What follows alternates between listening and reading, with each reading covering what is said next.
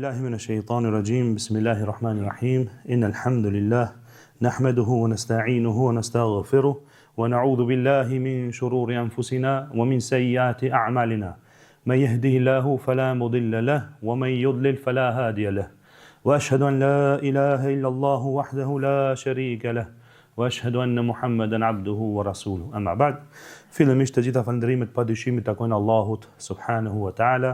Paqja dhe mëshira e Allahut qoftë mbi të dërguarin e fundit Muhammed Mustafa sallallahu alaihi wasallam, mbi familjen e tij të pastër, mbi shokët e tij fisnik dhe besnik, dhe mbi të gjithat ata të cilët e kanë ndjekur, janë duke ndjekur, do ta ndjekin rrugën e tyre me mirësi deri në ditën e fundit.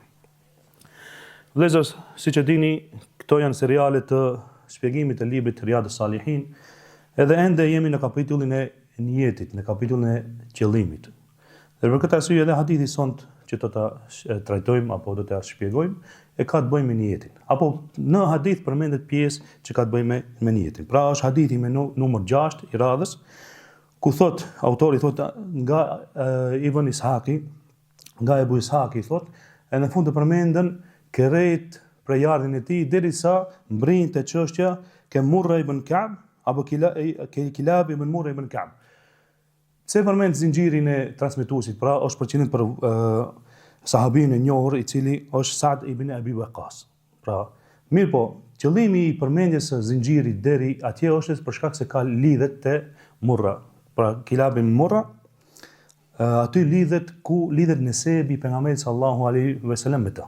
Pra me Sa'd ibn Abi Waqqasin, lidhet nesebi dhe llogaritet ky si dajallar. Pra e ka këtë në anën e dajallarëve. Dhe pastaj thot, ka qenë shumë i smur këtë rast në transmetimin e këtij hadithi, dhe mes të tjeras thot, siç thot Sa'd ibn Abi Waqqas, thot ja'ani Rasulullah sallallahu alaihi wasallam. Pra më erdhi dërguari sallallahu alaihi wasallam, për çka i ka ardhur? I ka ardhur se ka qenë i smur. Pra erdhi të më vizitoj sepse isha i smur. Yauduni thot am hajjat al-wada. Thot erdhi më vizitoj duke qenë në Mekë. Sa'd ibn Abi Waqqas vëllezër ka qenë prej të parëve në Islam. Bile transmetohet në një hadith se nëndër, para se me pranu Islamin, nëndër, thot, e pash se isha duke u mbytur në det. Dhe thot, kur e pash një hanë, mu shfaq për para me një hanë edhe shkova, bravpojsha, do më thonë, duke notuar, dole prej utit edhe mundoshë që ta kapja të hanën. Kur e pash aty ishin Ali radiallahu anhu, ishte Uthmani, edhe ishin tjerë Ebu Bekri e kështu me radhë. Pra ishin njerëz tjerë të cilët çka ishin para meje, e kishin mbrije atë hanë dhe kishin prek atë hanën para meje. Kur më kujtuar dhe më dul gjumi, thot, edhe u zgjova, e pash se është çështja për pranimin e fesë islame dhe e disha që vetëm se ka dalë një profet i cili thret në fe të pastër në tauhid. Kur shkova, thot, ishte e vërtet se ato ishin ata të cilët para me e kishin pranuar Islamin. Dhe llogaritet disa transmetues thonë që është i katërti prej atyre që kanë pranuar Islamin, pra është prej të parëve apo i teti. Në këtë rast ka qenë i smur shumë dhe i dërguari sallallahu alaihi wasallam ka qenë prej atyre i cili ka qenë shembull tyr për të gjithë tjerët. Dhe për këtë arsye ka shkuar dhe kur ka ndëgjuar se Sa'd ibn Abi Waqqas ka qenë i smur, ka shku ta vizitoje dhe ta shohë si ka hallet.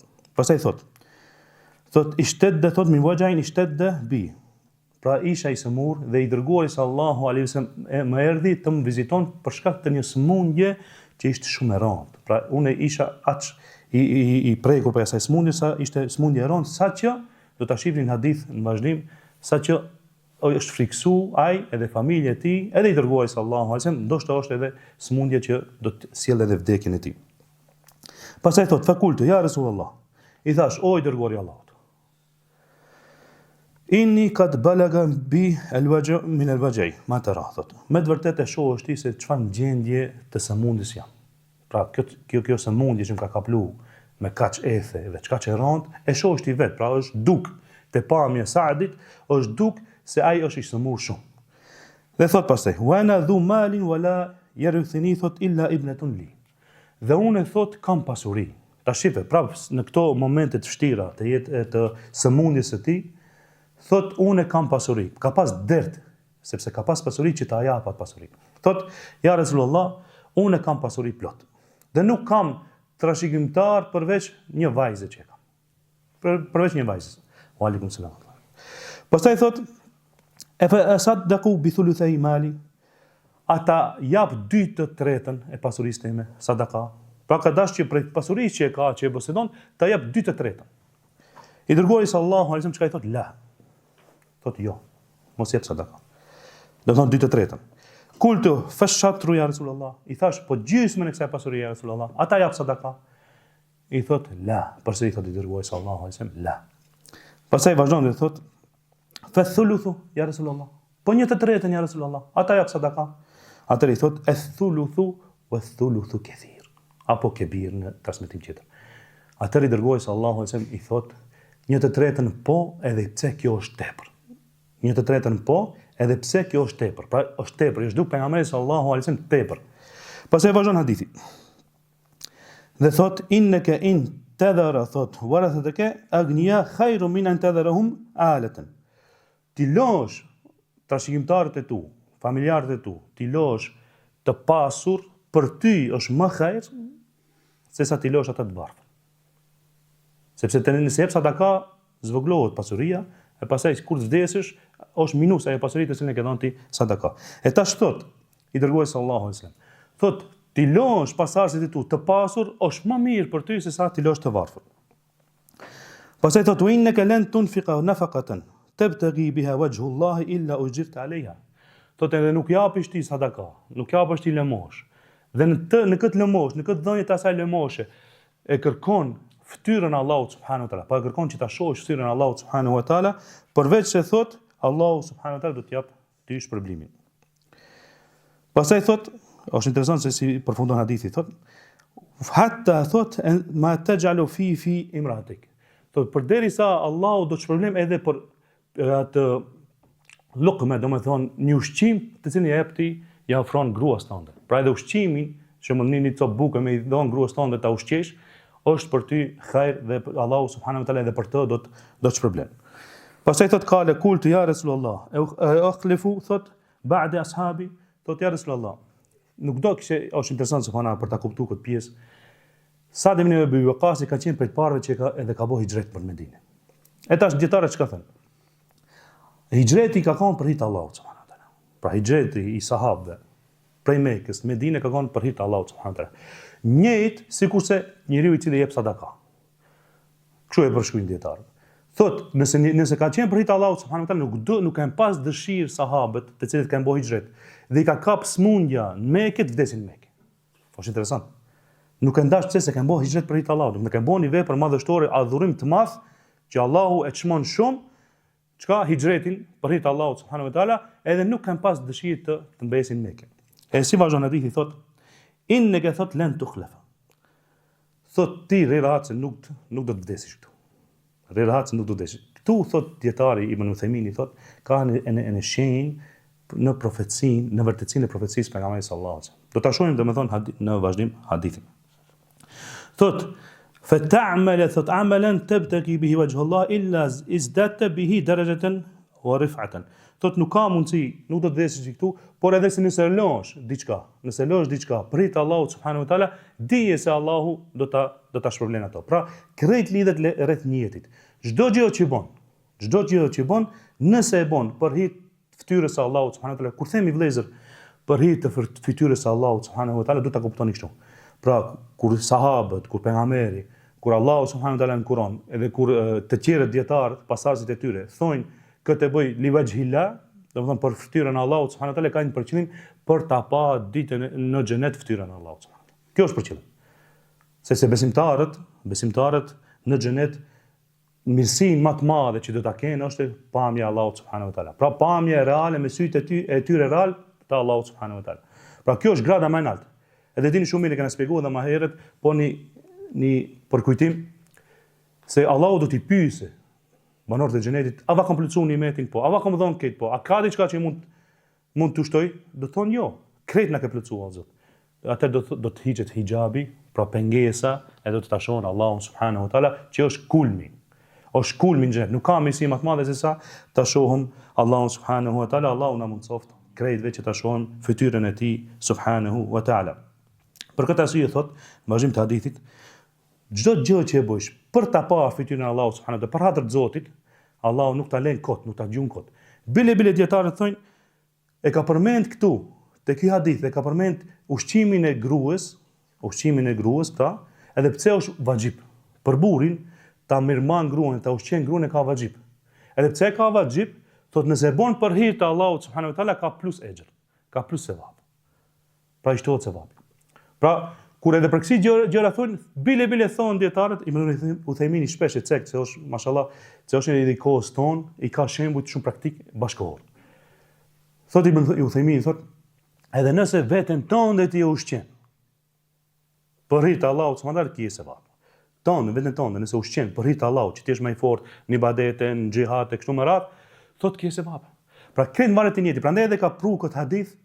Edhe pse ka të bëjë hadith edhe me mirasin, edhe me vasijetin, këtë hadith e ka pru çka? E ka pru te kapitulli i niyetit. Pastaj thot, është interesante tash pjesa e fundit të hadithit. Wa la'allaka thot an tukhlafa hatta yanfa'u bika aqwamun wa yadurra bika akharun. Tash e pyeti, thau, se ke të mendu se kim është në shtrat të vdekjes. Smundja e ka kaplu aq rënë sa do vdese. Pejgamberi thot, jo, nuk do të vdesësh, relax. Thot nuk do të vdesësh. Jo vetëm që nuk do të vdesësh. Do të vijë koha, thot, që prej teje do të kenë dobi popuj. Edhe do të kenë dom popuj tjerë. Dobi popuj ka qenë sebeb edhe ka marrë pjesë në për shumë futuhate, në për shumë çlirime. Jo dobi, pra ato që do të kenë dom janë pala tjetër, të cilët kanë qenë në anën e kundërt e luftës. Pra qafirat dhe mushrikët. Pastaj thot Allahumma amdi li ashabi hijratahum. O Zot, thot, mbava gjallë dhe shpërblej shokët e mi për hijretin që e kanë bërë. Mbava gjallë, që me thonë, mos të bëhen pishmon dhe mos të kthehen prej asaj, por ta kthehen ejrin e plot. Dhe mos të bëhen pishmon të kthehen në Mekë. Edhe vetë duaja e pejgamberit sallallahu alaihi wasallam ka qenë ashtu. Pastaj thot, wala taruddahum ala aqabihim. Lakin al-ba's Sa'd ibn Khawla. El-Ba'is, sepse ki Sa'd ibn Khawla ka vdekur në Mekë. Edhe e quhen si mjerim. Po çka është më interesant pse këtë është se u thotë i dërgoi se Allahu se bën dua përveç se o Zot plotësova hijretin e tyre dhe mbava gjallë dhe mbava të plot ejrin dhe shpërblimin e hijretit, pastaj thotë edhe mos i kthej ato në mbas shpinës së tyre, pra mos i kthej ato përsëri qafira. Mos i kthej ato të bën murteda, ti ta lojnë fen Allahu dhe të kthehen si kanë qenë më herët. E këtu i ka përmendi dobi, inshallah do ta përmendi se njerëzit përgjithësi, filozofët, edhe musliman më herët, edhe tash thojnë njeriu në asël, në esencë është në fillon prej dyshimit. Ja fillon prej kufrit, pastaj do ta gjen Zotin. Allahu subhanahu wa taala për shumë ajete, edhe këtu pejgamberi sallallahu alaihi wasallam tregon që jo, baza është besimi në një Zot. E kthimi i shpinës, kthimi nga esenca që e ka përmendur pejgamberi këtu, pra kthimi nga ajo natyrshmja është të kthesh në kufër. Pra esenca është besimi. Esenca është monotonia, tauhidi. Esenca është kjo. Pastaj kthehet njeriu, nëse kthehet në kufër, në shirk apo në ateizëm. Ai këtë shpesh e përmend për fat keq. Një pjesë e madhe e muslimanëve nisin mbrapsht. Thonë jo, fillimi është dyshimi derisa ndrin te yaqini, derisa ndrin te bindja. Jo, fillimi është bindja. Pastaj ja nisin shejtanat ndikojnë, ja nisin njerëzit ndikojnë që ti ja nis me dishu. Se ana kam çështje më të bindshme se patjetër këtë univers, kjo gjithësi ta kesën i krijues. Mo gjë më të bindshme nuk ka se kjo. Çdo sen që na rrethon neve na drejton aty. Për këtë arsye, çka thotë Sheikh Ibn Uthejmini për këtë çështje? Thot, pra në fund përfundon hadithi para se me vazhdu te komenti, rejthu lehu Rasulullah sallallahu alaihi wasallam thot an mata bi Makkah muttafaqun. Pra përmend se Sa'd ibn Khawla ka vdekur në Mekë, edhe hadithi vëllezër është muttafaqun alaihi, do të thonë e transmeton edhe Imam Buhariu edhe Imam Muslimi. Pra hadithi është i vërtetë. Tash vazhdojmë vëllezër te çështja e shpjegimit të këtij hadithi. Sa i përket pjesës së parë vëllezër, kur është çështja ne kemi edukat, thot Ibn Uthejmini, thot ka edukat se jo vetëm prej hakut muslimanit, është vizita e muslimanit ku të sëmurët. Edhe shembulltyra thot më e mirë, edhe moralin më të mirë, etikën më të mirë, edukatën më të mirë ka pasi dërguari sallallahu alaihi wasallam, i cili gjithmonë kur ka dëgjuar se ka dikush që është sëmur, ai ka shkoj ka vizitu. Sepse në vizitën e sëmurit ka shumë dobi. Si për vizituesin, ashtu edhe për atë që është i smur. Pastaj thot, vjen çështja tash te pjesa tjetër e hadithit ku tregon se njeriu ka pas pasuri. Edhe ka menduar se këtë pasuri nëse e jep, të përfiton diçka prej saj. Pra të përfiton sevape me pasurinë e madhe që ka. Pra duke ditë, edhe këtu një dobi shumë të veçantë që e përmendën Ibn Uthaymin thot se me të vërtet këtu na bën me dije, këtë hadith na bën me dije, edhe marrin dobinë se Saadi ka qenë i sinqert në tregimin e realitetit që ka pas gjendjes së tij. Pra ka thënë kom shumë pasuri, domethënë kom aq pasuri që edhe me dhon unë shumë, prap kom për t'u lënë atyre që vijnë pas meje. Dhe për këtë arsye mirë po pejgamberi sallallahu alajhi wasallam duke ditë vlerën që ka se këtu ka di çështje tash. Ka dallim sadakaja sa është gjallë personi, edhe ka dallim vasieti, testamenti, që ele pastaj në kur vdes ndodhe kështu. Në të dy rastet e marrin këtë hadith si bazë. Qoftë sadakaja, i dërguari sallallahu alajhi wasallam ka thonë, e ka pyet Saadi e ka pyet dhe i ka thonë, ata lo 2/3 të pasurisë. Ka thonë jo. Ata lo 1/2 e pasurisë, ka thonë jo. Po 1/3 ka thonë lene ama është tepër. Dietarë për këtij hadithi çka thonë? Thonë tepër është, nuk ka thonë është mirë. Është xhaiz, lejohet ta losh një tapër sadaka 1/3 apo ta shkruajsh vasiet. Mirë po, është tepër. Edhe pastaj i përmend, domethënë etheret i përmend hadithet që kanë ardhur se Ibn Abasi e ka pas mendimin që dhe ka lënë dhe ka preferuar që 1/4 është maksimumi që duhet njeriu ta jep sadaka për pasurisë së tij, që tu lënë pasardhës më shumë. Ebu Bekri është argumentuar me plaçat e luftës, ku thot Allahu subhanahu wa taala se walillahi khumsuhu walirrasuli. Pra kur të merrin plaçat e luftës dhe ganimetin, Allahu t'i takon 1/5. Edhe thot unë këtë preferoj, edhe Ebu Bekri ka pas mendim dhe ka pas qëndrim që njeriu maksimum që jep sadaka nëse është në agoni të vdekjes apo në vasijet ta lënë më mirë 1/5, sepse pejgamberi sa ka thënë qartë, e thuluthu 1/3 po, ama është tepër prap. Prandaj thot Ibn Uthaymin këshillon dhe na thot se duhet ta marrim udhëzimin e Ebu Bekrit. Pra nëse dëshirojmë kena pasuri, dëshirojmë ta marrim sadaka për vete, mos ta tepërojmë. Prem 1/5 mos hapim më tepër. Në vasijet maksimumi që kena drejt lënë është 1/3. Edhe është një kusht aty si dobi se në vasijet, në testament, nëse lënë 1/3 nuk kena drejt ja lëjmë aty në që na trashëgojnë. Trashëgimtarëve nuk lejohet të shkruhet vasijet, sa do të marrin prej pasurisë. Vazhdojmë tash me vazhdimin e hadithit apo dobit që janë në hadith. Pse i dërguari sallallahu alaihi wasallam, është interesant se i dërguari sallallahu alaihi wasallam e ka pa edhe ai se ka qenë në agoni të vdekjes. Ama ashtu i zhduk. Do ta shohim në fund se sa ka jetuar edhe sa fëmijë ka bëu pastaj Saadi pas kësaj sëmundje. Për shkak se i dërguari sallallahu alaihi wasallam e ka pa se ai ndoshta do të vdesë, edhe ka thonë, e ka këshilluar që mos ta jepë pasurinë sepse tulonet kuj të pasardhëse, se në esencë njeriu ka drejt ta jepë këtë pasurinë. Sadaka e vetja është. Në esencë, jo 1/3, po krejt komplet. Përveç thot Sheikh Ibn Uthaymin thot, nëse njeriu e din që prap do t'i vijë pasuria, edhe ka një far burimi, atëherë ka drejt ta jepë këtë pasurinë, krejt komplet. Hiç mos i mëse kurrë. Ama e din që ka me pas pasurinë pas asaj. Pra lejohet këtë pasuria nëse je i shëndosh. Edhe ke shpresë që do të vjen pasuria. Mirë po, pse e ka përmend këtu 1/3? Sepse ka menduar se ndoshta është në agoni të vdekjes. Dhe për këtë arsye edhe është bërë kjo hadithi bazë në çështjen e mirasit, në çështjen e trashëgimit. Pra nuk lejohet në vasijet, siç e përmendëm, nuk lejohet në vasijet më tepër se 1/3 të shkruhet, edhe aty jo për trashëgimtarët, edhe nuk lejohet të jepet sadaka gjatë agonisë vdekjes, si sadaka më shumë se sa 1/3. Pra është bërë rregull kjo për hadithit të Saadit. Pastaj vazhdon dhe thot Ibn Uthaymin dhe përmend duke na treguar se me të vërtet në këtë kena një shembull konkret, një shembull më të mirë sa i përket edukatës, se si bëhet pyetja dhe si kthehet përgjigja. Pra i dërguari sallallahu alaihi wasallam duke marrë parasysh, ka dash t'ja bëj me dije Saadit, çka? Se edhe nëse ti i jep sadaka, mos mendo se sadaka e të dikush i largët është më e vlefshme se sa tek familjarët e tu. Sepse te familjarët kena një sadaka, e dy siletur rahim. Çka? Lidhje farefisnore. Apo? Do të thonë, nëse jep ti familjarëve tu sadaka, i ke sadaka plus lidhje, pra afrim dhe lidhet e farifisnore pra ngushtohen dhe forcohen. Për këtë arsye thotë Ibn Uthaymin ja ka bëu me dije se ti losh familjarëve tu është më e khejrit për ty. Khejrun ka thonë për ty është më e khejrit për ty. Pse edhe për ato? Se sa ti losh ato në fund të hadithit përmendet, ti losh ato, ti bën lypsa dhe tu kërkon njerëzve. Pa për ty është më khejr që familjarët e tu pas teje të kenë pasuri, edhe më të pasuri të pasurohen, të bëhen pasanika, është më khejr për ty se sa ato të hapësh të pasurinë tënde, sadaka, pastaj nuk kanë ato pasuri edhe dalin ato të lipin njerëzve. Pa njerëzve të vazhdojnë dorën njerëzve edhe bëhen lypsa. Edhe aty e ka kuptuar atëherë Saadi dhe e ka kuptuar se me të vërtet kjo që ka thotë i dërguari sallallahu alaihi wasallam është më e khejrit.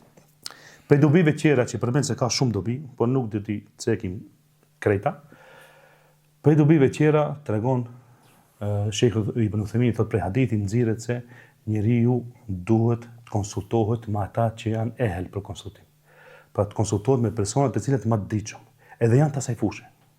Pra kjo ka pyet për diçka që ka lidhje me ahiretin, e nuk ka person më të ditur që ka bëje me çështjet e ahiretit se kush? Si dërguari sallallahu alaihi wasallam. Prandaj edhe e ka pyet. Edhe me Ibn Uthaymin thotë kështu, thotë edhe kur të bësh kur dush me bleni shtëpi, thotë, nuk do shkosh ke hoxha, po do shkosh ke arkitekti apo do shkosh ke ai që merret me shitjen e shtëpive. Kur dush blesh diçka në një veturë, e përmendën Sheikh Uthaymin, bashkë kështu, thotë kur dush një veturë ta blesh, ku do shkosh? Do shkosh ke ai që merret me veturë. Pa do shkosh ke personi që është adekuat për atë. Në këtë rast ka qenë pejgamberi sallallahu alaihi wasallam më i ditshëm për çështjet e ahiretit dhe i ka treguar se më mirë për ty edhe për familjarët e tu është që ti aty në të losh më shumë. Prandaj tham që dietarët shumica janë të mendimit që mos me të kalon një të pestën. Pastaj prej dobive që përmendet, domethënë është se i dërguari sallallahu alaihi wasallam e përmend në fund dhe i thotë Saadit pra e përmend dhe i thotë se me të vërtet edhe ajo pasuri të cilën ti e mban, të khalluf e ka përmend, domethënë atë që do të më lën ti, se Saadi ka pas si problem apo e ka ndjej si breng se gjithë kjo pasuri i rin kot. Pse mos ta jap? Pra kjo pasuri i rin kot pse mos ta jap? I dërguari sallallahu alaihi wasallam se ka qenë njëri adekuat për këtë çështje, çka i ka thonë, jo, lene pak sepse me të vërtet ty duke di se të ardhmë çka ka menduar, ka me të desh kjo pasuri. Edhe është e vërtet që Saad ibn Abi Waqqasi transmetohet se pas asaj Allahu subhanahu wa taala i ka dhënë 17 gjem edhe 12 vajza komplet. Për një vajzë. Pra kur ka ndodhur rasti i hadithit, ka pas vetëm një vajzë. Edhe i dërguari sallallahu alaihi wasallam ka di se ki do të jeton dhe prandaj i ka thonë, për dobive është që i ka thonë edil ruje pasurinë, mos e jep shumë. Jep pak, nëse do të japësh, e ke vendosur të japësh, jep pak. Ruje se ka me të desht. Pra janë bërë 17 gjem edhe 12 vajza. Prej Saadit. Dhe si që përmendën në hadith ma here se i dërguari sallallahu alaihi wasallam e ka përmendë që ki do të marrë pjesë në shumë çirime, në shumë vende ku Allahu subhanahu wa taala do të jetë i kënaqur dhe do të bëhet sebeb ki që të çiron ato vende apo do të jetë prej pjesëmarrëve në ato vende. Pastaj prej dobive që përmend Sheikh Ibn Uthaymin është se i dërguari sallallahu alaihi wasallam e ka përmend se me të vërtet tek vizita e të sëmurit ka dobi si për atë i cili viziton, por edhe për atë i cili vizitohet. Si për të parin ashtu edhe për dytin. Për të parin e ka përmend se me të vërtet ai që shkon të viziton, domethënë fillimisht e kryen obligimin e muslimanit dhe muslimanit. Fillimisht e kryen obligimin ndaj muslimanit dhe muslimanit. Pse? Se prej obligimeve të muslimanit dhe muslimanit mes të tjerave është kur ai të sëmurët që shkon ta viziton. Pastaj ka përmend prej tyre është edhe se me të vërtet njeriu i cili viziton, pra e ka edhe shpërblimin e madh ndaj atij sepse atij jep gajret. Pra edhe duhet t'i zgjedh Ibn Uthaymin shumë e prekën këtë pikë se duhet t'i zgjedh fjalët, momentet për atë sëmurin. Pra mos i thot direkt, për shembull si tene direkt ti qenë shumë keq, e ndoshta do bosh ala po inshallah pastrim. Jo. Duhet thot t'i zgjedh fjalët se si ai në mënyrë më të mirë ti tregon atij që ti çeke hajr. Ti çeke hajr të madh, çoft tash çeke shumë mirë. Apo çeke hajr, përmend bash fjalën hajr, pse? Sepse duke argumentuar te hadithi pejgamberit sallallahu alajhi wasallam ku thotë çështja e besimtarit është këtë hajr. Pra kur e godet një e mirë, e falenderon Allahun edhe me shpërblim, apo. Edhe kur e godet në një keqe, bon sabër për to edhe përsëri ka shpërblim. këtë aspektot. As nuk ka nevojë të rresh, se ndoshta në fytyrë duket që shumë keq. Mirë po ti nëse i thu ti që sot që ke hajp, aty jep edhe shpresa, edhe aty i bën dobi. Pastaj thot edhe vizita vetë si vizitë, të shohë i sëmuri se ti ke shku ta vizitojsh, thot Ibn Uthaymi është vetë e hek dashurinë, e shton dashurinë mes tyre. Vetë fakti që ke shku, ti je interesuar për atë, e ke pa dhe ke thonë si ke hallet, ai e më mirë kështu me radhë, mjafton që ai i sëmuri këtë do ta mbajë mend. Edhe shton dashurinë, e cila është obligim. Shtimi i dashurisë dhe dashuria me për hir të Allahut subhanahu wa taala është obligim fetar. Pastaj disa dobi që janë për atë i cili vizitohet. Ibn Uthaymi përmend dhe me këto inshallah do ta përfundojmë, mendoj që mjafton. Thot me të vërtet prej fajdeve apo prej dobive është se ati i lehtësohet dhimbja. Momentin që ti shkon edhe të shef ai gëzohet dhe i lehtësohet dhimbja. Kështu çfarë dhimbje me pas. Vetëm prezencën tonë dhe para ti, thot Ibn Uthaymi ati do t'i lehtësohet. Po jo me shtu edhe një fjalë të mirë, me shtu një këshill. Edhe thot Ibn Uthaymi thot keni kujdes kur ta vizitoni ndonjë smur i cili është i smut shumë. Pra, ndoshta edhe e din që nuk do të zgjash shumë kjo smundje dhe do të vdes. Thot edhe aspektin e këshillimit për kthim tek Zoti, për tobe do ta bëni me mençuri, me hikmet. Mos shkoni ti thoni direkt ti bën tobe se ti e ka fundi. Ti tash do të bësh tobe se mo ka thuaj la ilaha illallah me njëherë, thuaj shahadetin, se ti moment që ti thuash besimtarit i cili din, thuaj shahadetin e din ai çka ja thu. Por thot përmend hadithe për vlerën e tobës. Përmend domethënë raste që ai vetë ta kuptojë, por në një mënyrë të bukur, të butë, që mos të preket. Për gjërave të tjera që përmend pra dietarët thonë që me të vërtet vizita për atë smurin, sidomos thot Ibn Uthaymi përmend thot ai ka nevojë për këshilla, ai ka nevojë ndoshta edhe për Kur'an. Ndoshta ka nevojë edhe rrugë të bëhet. Për këtë arsye thot, shkoni se ti që ka qenë njëri i cili ka lexuar shumë Kur'an, mirë po tash nuk mundet thot. Shkoj te kryja, thot lexoj Kur'an, përkujtoja Zotin, pra lexoj ajete që ka dash më shumë me kështu më radh. Pra lehtësoja dhimbjet që ka ai semuri për shkak se ti merr sevape thot shumë në këtë aspekt. Për këtë arsye vëllezër, nëse e shohim se me të vërtet shumë e dietarëve kanë përmend se jo rastësisht vizita e smurit është bërë obligim në fen tonë. Thonë shumica e dietarëve përmendën Sheikh Uthaymin thot, është për gjërave të cilat me të vërtet e lidhin atë vllazërinë islame. Është vërtet subhanallahu ka pas raste, më kujtohet, tregojnë raste në për Perëndim, në për Evropë, që dikush i ndoshta e ka pranuar islamin, ka qenë jo besimtar, e ka pranuar islamin vetëm se ai në shtratin e smundjes ka ndaj ndoshta me muj asnjë vizitor s'ka pas. Kur e ka pa pjesën tjetër, ka pas një musliman të cilin çdo ditë si disa njerëz kanë vizituar. Vetëm kur e ka pyetur se ai ke çka familjen e madhe paska, thotë jo. Kjo është çështje islami, s'ka lidhje të bën me familjen. Kjo është çështje islami. Pra për islamit është shumë sevap i madh i ka thonë që të vizitohet smuri. Edhe për këtë arsye thotë e ka pranuar islamin. Kur e ka pasur krejt këto nuk qenë kanë familje, por vetëm se je musliman. Ose sevap i madh ato vinë vizitojnë, thuhet që ky personi e ka pranuar islamin dhe pastaj thuhet që edhe ka vdekur. Pra, është shpëtuar prej zjarmit të xhenemit me çka me shembull praktik të muslimanëve. Ato nuk kanë ndoshta shumë njerëz praktikues. Po jo, e kanë ditë, e kanë pas një çështje se me të vërtetë shumë sevap i madh është njeriu ta viziton smurin. Edhe ato e kanë praktikuar, është bë sebeb shife subhanallahu, te ne pse e jetojmë këtë çështje na duken gjëra të thjeshta. A disa vlerë kanë te jo besimtarët. A disa vlerë kanë te jo besimtarët.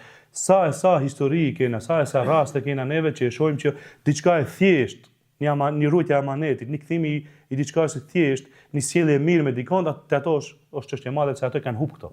Vlerat morale shumë pjesën më të madhe kanë humb. Pleqërinë me familjarët e tyre, kjo është zhduk shumë lart, shumë herët te evropianët.